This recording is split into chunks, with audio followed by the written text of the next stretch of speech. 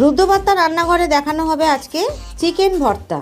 তার জন্য লাগছে এখানে 600 গ্রাম চিকেন বোনলেস। এখানে আমি জল বসিয়ে দিয়েছি, তাতে কিছু গোটা গরম মশলা আর দুটো তেজপাতা দিচ্ছি। এই চিকেনটাকে আমি সিদ্ধ করে নেব।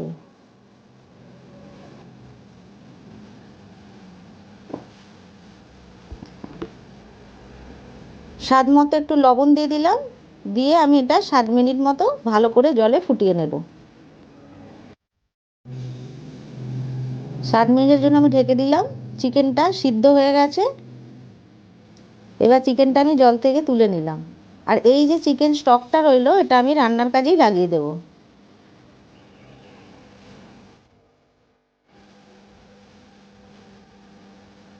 চিকেনটা ওদিকে ঠান্ডা হোক আর আমি এদিকে গ্রেভিটা তৈরি করে নিই। তার জন্য এখানে আমি বেশ কিছুটা সাদা তেল দিয়ে দিলাম। এই তেলের মধ্যে আমি বাটার দিয়ে দেব।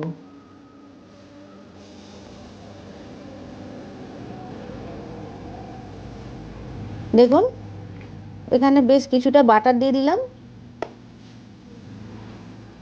এই বাটারটা মেল্ট হয়ে গেলেই কিছু ফোড়ন দেব।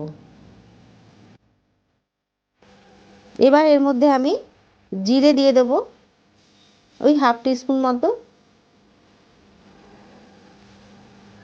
জিরেটা ভাজা হলেই এখানে আমি রসুন কুচিয়ে রেখেছি বেশ কিছুটা, প্রায় 20 কোয়ার মতো রসুন, বেশ বড় সাইজের, সেটা আমি ছোট ছোট করে কেটে নিয়েছি। খুব হালকাভাবে কিন্তু এই রসুনটা ভাজতে হবে, বেশি ভাজা যাবে না। তারপরে এখানে আমি 3টে পেঁয়াজ কুচিয়ে রেখেছি, সেই পেঁয়াজটাও দিয়ে দেব। 3টে কাঁচা লঙ্কা কুচিয়ে রেখেছি, সেটাও দিয়ে দেবো। ঝালটা যে যা স্বাদ মতো দিয়ে নেবেন। আর এই পেঁয়াজটাও ভালো করে একটু ভেজে নেব।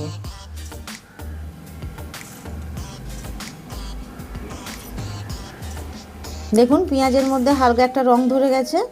এবার এর মধ্যে আমি আদা রসুনের পেস্ট দেবো। এখানে 2 চামচ আদা রসুনের পেস্ট আছে। খুব ভালোভাবে এই আদা রসুনটা আমি কষিয়ে নেব, যাতে কাঁচা গন্ধটা না ছাড়ে। এটাই ভাজতে ভাজতে আমি একটু কাশ্মীরি লঙ্কা 1 টিস্পুন দিয়ে দিলাম, একটা সুন্দর কালারের জন্য, যেহেতু কাঁচা লঙ্কা ব্যবহার করেছি। একটু ভালো করে কষিয়ে নেব। দেখুন, সুন্দরভাবে কষানো হয়ে গেছে, তেলও ছেড়ে দিয়েছে। দিয়ে দিলাম 3টে টমেটো। আর এবার এর মধ্যে দিয়ে দেবো কিছুটা লবণ, মানে স্বাদ মতো লবণটা দিয়ে দেবো, তাহলে তাড়াতাড়ি টমেটোটা মেল্ট হয়ে যাবে, নরম হয়ে যাবে।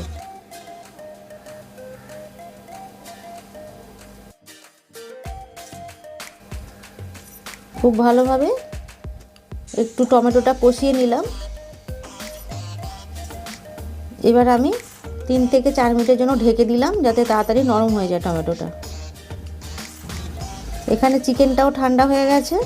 এই চিকেনটা এবার আমি ছোট ছোট করে হাত দিয়ে কেটে কেটে নেব। দেখুন, এই সরু সরুভাবে, হ্যাঁ, খুব বেশি মোটা সরু করব না, একটু মোটা মোটাই রাখবো। এই দেখুন, এইভাবে প্রত্যেকটা চিকেন আমি ছিঁড়ে ছিঁড়ে নেব। সব চিকেন আমার এইভাবে মানে ছোট ছোট করে টুকরো করা হয়ে গেছে। এখানে 3 থেকে 4 মিনিট সময় হয়ে গেছে। দেখুন, ঢাকনাটা খুললাম। এবার এটা ভালো করে কষিয়ে নেব। আর টমেটোগুলো একটু খুন্তি দিয়ে চেপে চেপে দেবো, যাতে খুব ভালোভাবে গলে যায় বা মশলার সাথে মিশে যায়।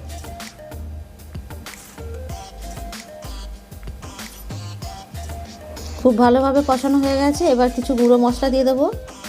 হাফ টিস্পুন দিয়ে দেবো হলুদ গুঁড়ো, 1 টিস্পুন দিলাম ধনের গুঁড়ো, 1 টিস্পুন দিলাম জিরের গুঁড়ো, দিয়ে খুব ভালোভাবে আবারও কষিয়ে নেব। এই ধনের গুঁড়ো, জিরের গুঁড়ো এগুলো কিন্তু শেষের দিকেই দেবেন, প্রথম থেকে দিয়ে দেবেন না। যেভাবে পরপর মশলাগুলো দিচ্ছি ওইভাবেই আপনারা ফলো করবেন, ওইভাবেই করবেন, দেখবেন এর টেস্ট খুব সুন্দর হবে।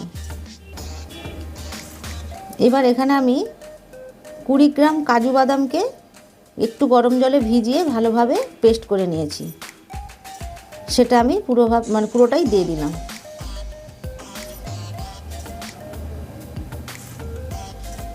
খুব ভালোভাবে কিন্তু এবার কষিয়ে নিতে হবে, আর খুন্তিটা কিন্তু একটু তাড়াতাড়ি চালাতে হবে, কারণ যেহেতু কাজু বাদাম তলায় ধরে যেতে পারে। খুব সুন্দরভাবে মশলাটা কষানো হয়ে গেছে, এবার চিকেনটা এর মধ্যে দিয়ে দেবো। এই চিকেনটা দিয়ে একটু ভালোভাবে কষিয়ে নেব।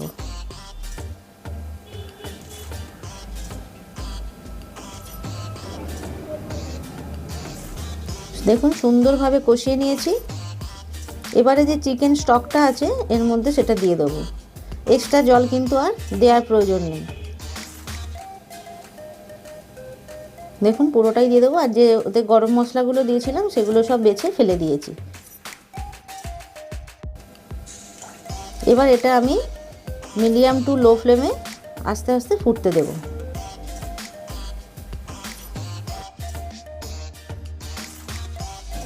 এখানে 4টে ডিম আমি সিদ্ধ করে নিয়েছি, খোসাটা ছাড়িয়ে নেব।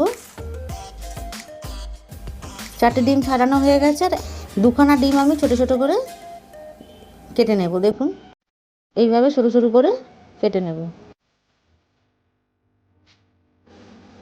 একটু লম্বা লম্বি কাটবেন।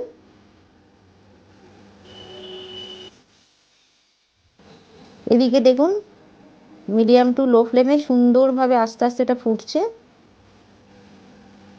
একটু ভালো করে নেড়ে দিলাম। এবার এর মধ্যে আমি 1 মুঠোর মতো ধনেপাতা দিয়ে দেবো।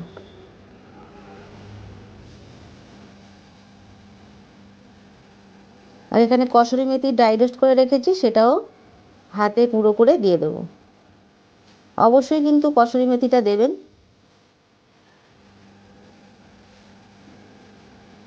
এবার যে ডিমগুলো কেটে রেখেছিলাম সেটাও দিয়ে দেবো।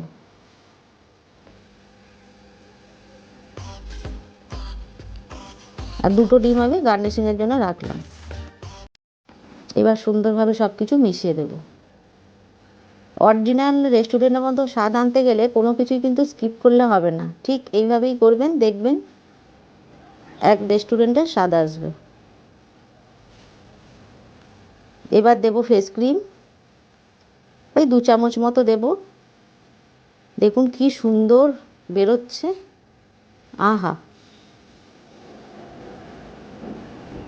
হাসবেন না কেউ। দেখুন খুব ভালোভাবে এটা মিশিয়ে দেব। এত সুন্দর একটা গন্ধ বেরিয়েছে, মোমো করছে। এবার দিয়ে দেব বাটার। আমি বাটারের পরিমাণটা বলতে পারছি না, কারণ এখানে তো যেহেতু মেল্টেড বাটার নয়, তো আপনারা আন্দাজ করে দিয়ে দেবেন। আর এগুলো তো একটু বেশি দিলে ভালোই লাগে খেতে।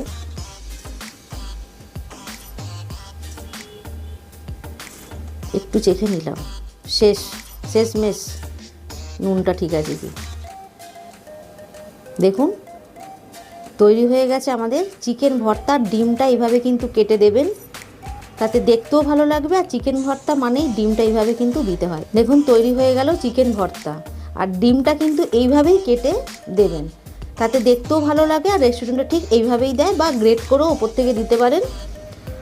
তো এই রেসিপিটা যদি আপনাদের ভালো লাগে অবশ্যই বানিয়ে খাবেন। কেমন হয়েছে কমেন্টস করে জানাবেন, লাইক করবেন, আর সবার সাথে শেয়ার করুন, আর এই চ্যানেলটা সাবস্ক্রাইব করুন। আজকের মতো চলি, অন্য রেসিপি দিয়ে অন্য একদিন আসবো। আজকের মতো টাটা।